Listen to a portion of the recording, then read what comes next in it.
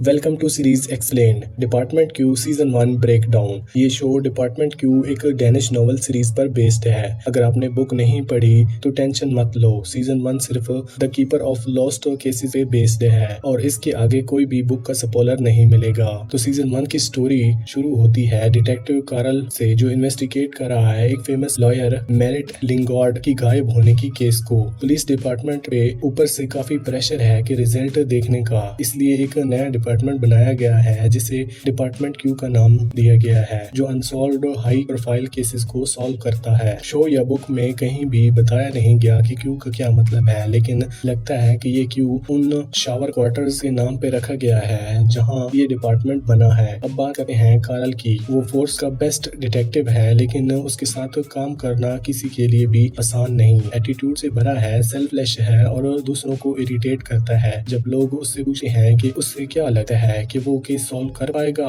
तो बस एक ही जवाब देता है, क्योंकि मैं कर रहा हूँ। उसकी पर्सनल लाइफ भी खराब है। उसकी एक्स वाइफ उससे अलग हो चुकी है और अपनी एयर होस्टेस की जॉब पर फोकस कर रही है, जबकि कार्ल उसका बेटा अकेला संभाल लेता है। ठीक है, वहाँ मिलते हैं। फादर ऑफ द ईयर, ये लाइन कार्ल को काफी कुछ कह जाती है, लेकिन ये तो बस अभी शुरुआत है। अंदर ही अंदर कार्ल गिल्ट में डूबा है, स्पेशली लेथ पार्क वाले इंसिडेंट के बाद। जब कार्ल आर्ची अलाइन नाम के आदमी के मर्डर की इन्वेस्टिगेशन कर रहा होता है, तभी एक आर्म्ड अटैकर एक नए पुलिस कांस्टेबल को मार देता है। कार्ल के गले में गोली मार देता है और उसके दोस्त और पार्टनर डिटेक्टिव हार्डी को हमेशा के लिए पैरालाइज कर देता है। इस ट्रॉमेटिक एक्सपीरियंस के बाद कार्ल को मैंडेटरी थेरेपी अटेंड करनी पड़ती है डॉक्टर रेचल के साथ। धीरे धीरे कार्ल को समझ आता है कि लीथ पार्क के एक्सीडेंट में उसका पूरा तरीके से हाथ नहीं था, इसलिए वो खुद के ऊपर ब्लेम नहीं करता। रेचल वैसे तो थेरेपिस्ट है, लेकिन धीरे धीरे कार्ल के लिए एक रोमांटिक इंटरेस्ट बन जाती है। लीथर पार्क का केस इस सीजन के 2 मेन केसेस में से एक है, लेकिन क्योंकि कार्ल खुद विक्टिम था, इसलिए उसे इस केस के ऊपर काम करने की परमिशन नहीं मिलती, इसलिए ऑडियंस को भी ज्यादा डिटेल नहीं मिलती। सीजन के एंड में head of the force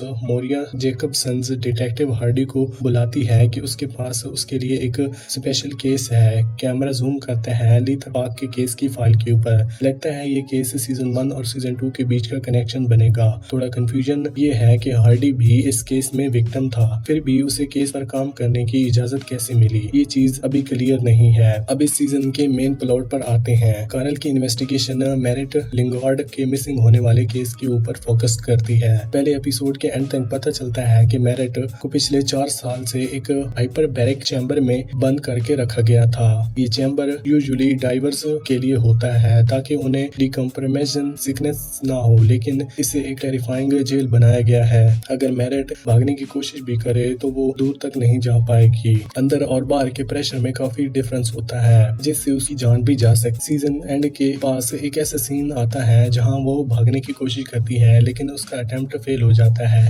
show में केस फ्लैशबैक और सस्पेंस के साथ दिखाया गया है, लेकिन अगर हम क्रोनोलॉजिकली समझें तो केस और भी क्लियर हो जाता है। तो शुरुआत करते हैं जब मेरिट एक टीनेजर थी और मोर के नाम के आइसलैंड पे रहती है। वहाँ जिंदगी कुछ खास नहीं थी। उसका बाप एक अल्कोहलिक था, पैसे नहीं थे और माँ उसकी बचपन में ही गुजर गई थी। एक दिन मेरिट अपने बॉयफ्रेंड हैरी से कहती है, मैं यहाँ से निकलना चाहती हूँ, बस पैसे की दिक्कत है। तब हैरी एक प्लान बनाता है। वो मेरिट के खुद के घर में घुस के उसकी माँ की कीमती गहने चुरा लेगा। ये इम्पोर्टेंट है कि मेरिट की माँ एक अमीर फैमिली से थी, लेकिन प्यार के लिए अपने सब कुछ छोड़ दिया था। तो बात यह है कि मेरिट ने अपनी बॉयफ्रेंड हैरी को मना किया था कि घर में चोरी मत करना, लेकिन हैरी ने उसकी बात नहीं मानी। उस रात जब हैरी मेरिट के घर घुस रहा होता है, उसका सामना मेरिट के भाई विलियम से हो गया। दोनों शॉक्ड थे, लेकिन हैरी का पागल भाई लॉयल चुपके से उसके पीछे पीछे वहां गया। वो लॉयल ने विलियम को इतना मार दिया कि विलियम बोलने की एबिलिटी ही खो बैठा था। चोरी फेल हो गई, विलियम इंजर्ड हो गया और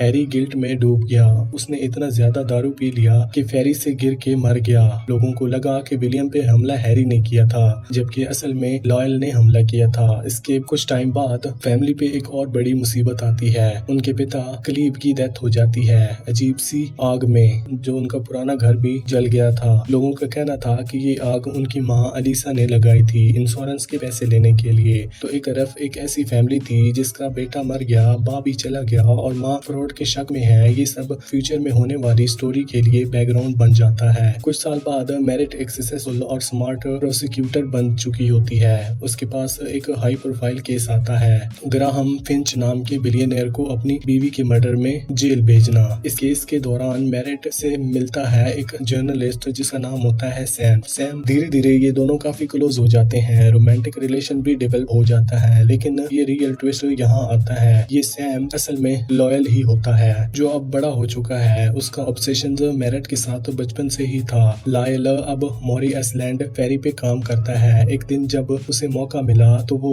और उसकी माँ एलिसा मैरिट को किडनैप कर लेते हैं, उसे एक हाइपरबैरिक चैम्बर में बंद कर देते हैं। उनका मानना है कि मैरिट ही उनकी असली प्रॉब्लम है। उन्हें लगता है कि हैरी ने चोरी इसलिए की क्योंकि मैरिट ने उससे बोला था और वही चोरी उसकी मौत का रीजन है। तो वो लोग हैरी की मौत के लिए मैरिट को जिम्मेदार मानते हैं, यही उनका मोटिव है। लायल ने सिर्फ नाम नहीं चुराया था, उसने रियल सैम को भी मार दिया था। सैम एक माउंटेन क्लाइंबर था तो उसकी डेथ को माउंटेन एक्सीडेंट दिखाया गया, इसलिए अब मैरिट गायब हुई तो न बॉडी मिली न कोई क्लू। विलियम को एक शेडी केयर होम में भेज दिया गया जहां उसे एक ऑनर उसके ट्रस्ट फंड का पैसा चुरा रहा था और मैरिट वो अगले 4 सालों तक उस चैम्बर में बंद थी।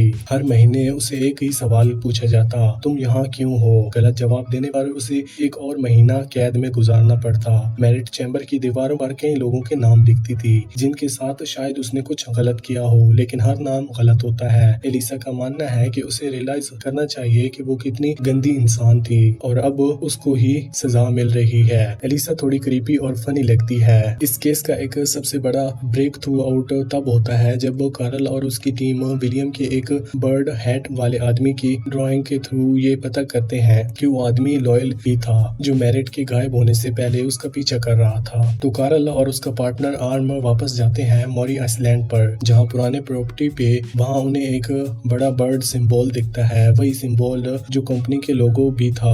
थोड़ा गूगल करते हुए पता चलता है कि एक बड़ी बिल्डिंग जिसमें टॉक्सिक वेस्ट का बोर्ड लगा था मैरिट के गायब होने के थोड़ी देर बाद ही उसे बनाया गया था। कार्ल और आर्म को तुरंत शक हो जाता है कि यहाँ कोई टॉक्सिक वेस्ट नहीं, कुछ और ही डेंजरस चीज छुपी हुई है। जब वो बिल्डिंग के अंदर जाते हैं तो उन्हें एक हाइपरबैरिक चैम्बर मिलता है जिसमें मैरिट बंद होती है और वो उसकी हालत बहुत खराब होती है, लेकिन उसकी नहीं सकते थे क्योंकि चैम्बर के प्रेशर से बाहर निकलते ही उसकी जान भी जा सकती है, इसलिए उसे एक स्पेशल हाइपर स्ट्रक्चर में बाहर ले जाया जाता है। पर ये सब कुछ अभी यहाँ पर खत्म नहीं हुआ। लॉयल अभी भी जिंदा है और वो कार्ल के शोल्डर पर गोली मार देता है। पूरे शो में कार्ल एक ब्रेक लेना चाहता है लेकिन उसे कभी भी ब्रेक नहीं मिलती।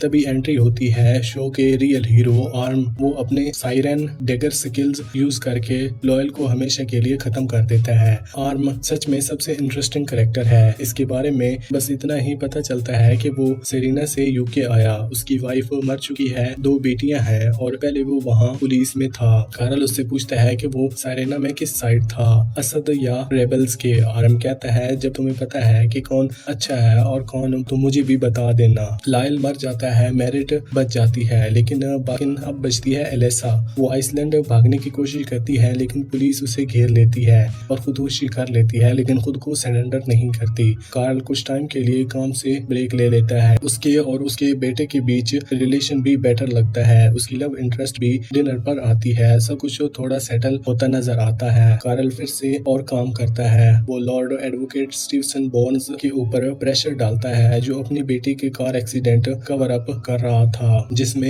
एक आदमी दोनों पैरों से हाथ धो बैठा। कार्ल उससे डिमांड करता है आर्म को डिटेक्टिव बनाया जाए, डिपार्टमेंट के बजट बढ़ाया जाए और सबसे जरूरी एक नई कार मिलनी चाहिए क्योंकि ये पुरानी कार बिल्कुल ही बकवास और खटारा है। ये सब क्लियरली सीजन 2 का सेटअप है। अभी तक सीजन 2 की अनाउंसमेंट नहीं हुई लेकिन 9 नॉवेल्स और भी अवेलेबल है तो काफी मटेरियल है। एक इमोशनल मोमेंट आता है जब मैरिट कार्ल को थैंक यू कहने आती है। उसे कार्ल का चेहरा नहीं पता था और जब कार्ल उसके पास से गुजरता है तो वो अपने आप को इंट्रोड्यूस नहीं करता। शायद वो ये काम शुक्रिया कहने के लिए या फिर सुनने के लिए नहीं करता, वो सिर्फ काम करता है, उसके लिए उसका रिजल्ट ही काफी है। सीजन 2 के लिए एक और सेटअप मिलता है। अब डिटेक्टिव हार्डी बनेगा लीड पार्ट केस का लीड। तो इस केस के कुछ और पॉइंट्स, किलर का टारगेट आर्ची अलाइन नहीं था जिसके मर्डर को कार्ल और हार्डी इन्वेस्टिगेट कर रहे थे। किलर ने कार्ल और हार्डी दोनों का जिंदा छोड़ दिया और वो प्रोफेशनल होता तो दोनों को मार देता।